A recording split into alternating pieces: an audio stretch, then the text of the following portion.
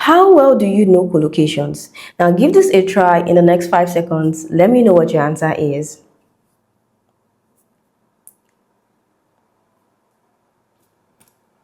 Now I want you to do something. I want you to memorize these fixed expressions. They are 4, right? I want you to memorize them. They are formal and they are the standard, okay? The first is with regard to. The second is in regard to. The third is regarding. The fourth is as regards. Okay, now let's go back to the question. The bank manager assured us that there was nothing to worry about dash. So in this context, there was nothing to worry about with regard to the loan. In regard to the loan. Regarding the loan. As regards the loan. So let's take a look at the options. Option A, as regard to the loan. This is wrong. As regards, and we don't need to. As regards the loan, okay, so this is wrong. Option B, with regards to the loan, this is correct. Okay, option C, in regard of is the problem, right? In regard to the loan is correct. Okay, but this is not correct. Option D, with regards to the loan, this is wrong. With regard to the loan, not with regards. Okay, so final answer to this question is option B. Okay, don't forget the 4 expressions. Okay, and you can alternate between them. Final answer is option B. This question tests the order of adjective. So give this a shot in the next 5 seconds. Let me know what your answer is.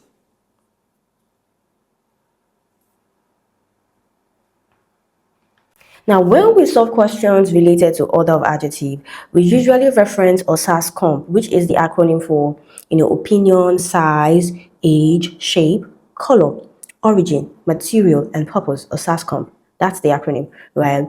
So let's try to categorize each word first, right? So we have the article a or an, and we have attractive. Attractive is an opinion adjective, right? It's under opinion. Beautiful, lovely, ugly, attractive, fabulous. These are opinions. Okay, we have wooden. This is material.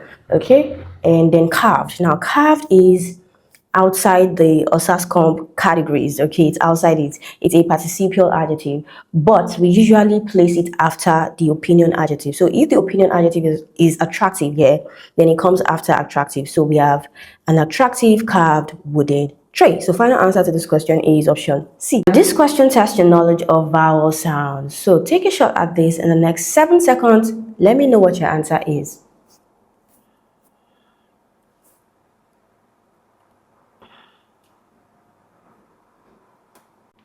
Now, first we need to identify the sound, and this is a long vowel sound.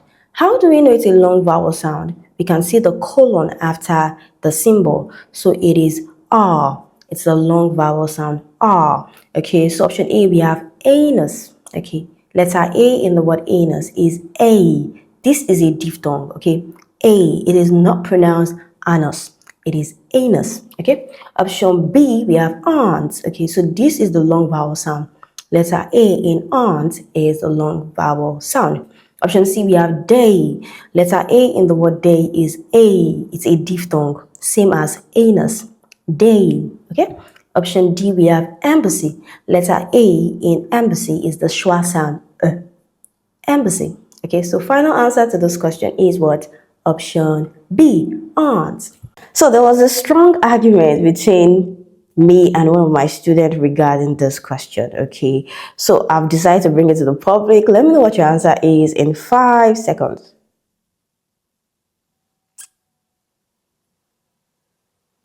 Okay, time's up. Now let's talk about the first element, that is senior versus elder, right? So for your brother, your sister, your siblings, generally you use elder, okay? Elder. Then for your colleague at work, you use senior. So we can easily eliminate option A and D, and we're left with B and C. Now let's talk about the second element, which is the most important, and that is possession, right? How do we show possession? Now the first problem is to think that possession is only shown with apostrophe S, that is singular, and S apostrophe, which is plural. There are 5 different ways you can show possession. 5. Let's start with the first one. The first, we have possessive pronoun. So these are pronouns that can stand alone. For example, this is mine, right? This is hers. This is theirs. The car is theirs, okay? These are possessive pronouns. These are pronouns that can stand alone. The second is what we call possessive adjective, or sometimes called possessive determiner. So these are pronouns that can't stand alone. So you need a noun. For example, we can't say this is their. We say this is their car, right? We can't say this is my. It doesn't make sense. It's not complete. We say this is my book, right? So they are called possessive adjective or determinants. They basically function as an adjective, right? That's why you can call them possessive adjective, okay? The third is possessive nouns. These are nouns that can be possessive themselves, right? Example like option A and C with apostrophe S singular and S apostrophe plural. Okay, so they are called possessive nouns. The fourth is the of construction. For example, the roof of the house, the pages of the book. It is most times used with things, right, than people. So if I say the child of the mother, we would often say the mother's child instead of the child of the mother. So it can be argued that it is more of an association than possession. Okay, but it's still placed under this category, the possessive category. Okay, now the fifth is the double genitive or the double possessive. And how is this written?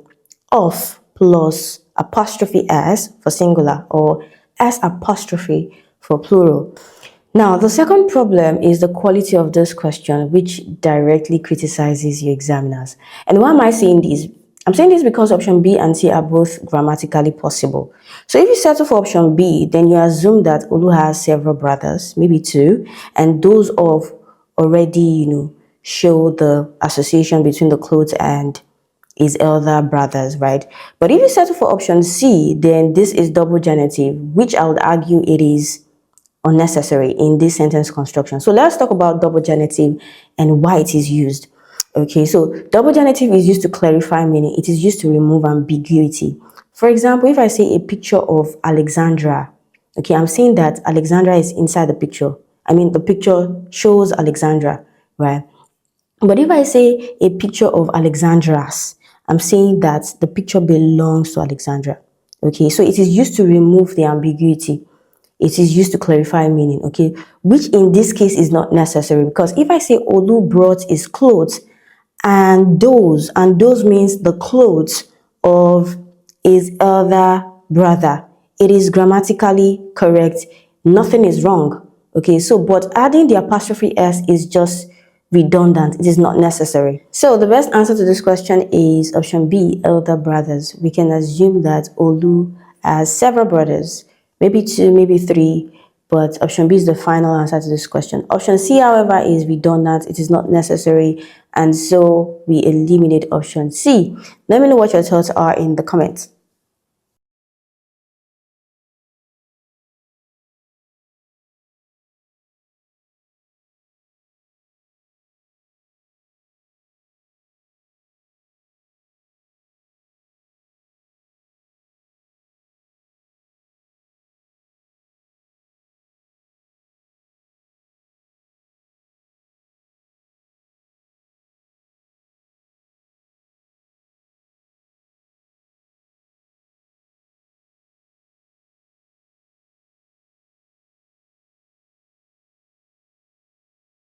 So, how well do you know your consonant sounds? Give this a try in the next 5 seconds. Let me know what your answer is.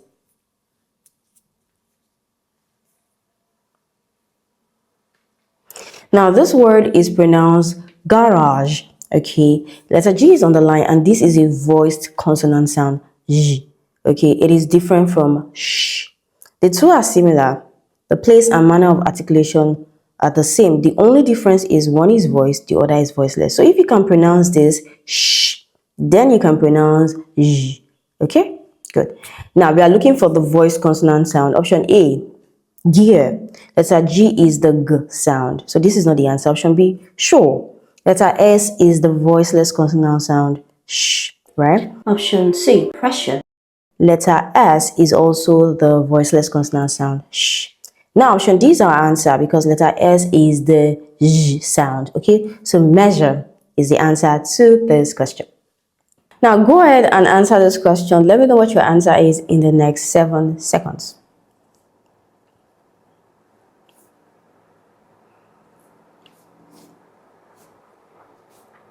Now, for words ending in the suffix ment, we often use the root word method. And for the root word method, the stress pattern is usually the same as the root word. For example, the word establish, it is stressed on the second syllable. With ment, it is still the same. Establishment. Develop, second syllable. Development, still the same. Resent, second syllable. Resentment, still the same. However, this word is an exception, okay? And that is why I always advise students and candidates to always pronounce each option. You need to hum each option in your mind. Ask yourself, is this word sounding natural? This is the only way you'll be able to eliminate wrong options, okay? Because this word is an exception. The root word is advertise. It is stressed on the first syllable. With ment, the stress shifts to the second syllable and it becomes advertisement. Even the pronunciation changes. Advertisement. So it becomes teas, not ties. Okay?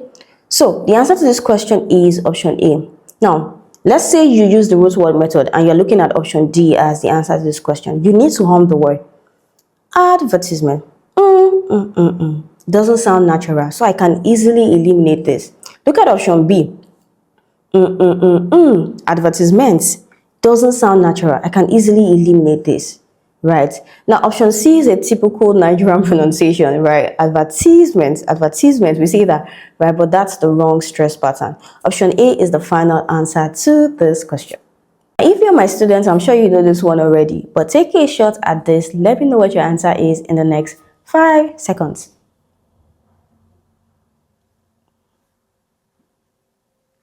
Now, the first thing, what is the difference between who and whoever, or whom and whomever? Who or whom is used to refer to a specific person. Whoever is used to refer to any person. So first, we need to determine what this sentence needs. Okay, so you forgot the one to dash the job was given. So the job was given to a specific person. Okay, so we can eliminate option C and D and we're left with A and B. Now, A is object pronoun. B is subject pronoun. The next thing you want to do is understand the sentence. Who is performing the action? Who is receiving the action? What do we need to feel? Right? Now, in simple terms, he forgot someone. He is the subject. Forgot is the verb. Someone is in the objective case and we need to feel this. Right? And that makes option A the answer to this question because whom is also object pronoun. Okay, another way to look at this sentence is the job was given to someone. Was it given to he or given to him? Given to him. And because him is an object pronoun, we need to use whom, which is also an object pronoun. So final answer to this question is option A. Now, in formal English, when a preposition introduces a relative clause that refers to a person, a preposition like to, from, about, once you see it, whom is required. Just go ahead and select whom. Okay, can you see to? Yes. Final answer to this question is option A, whom.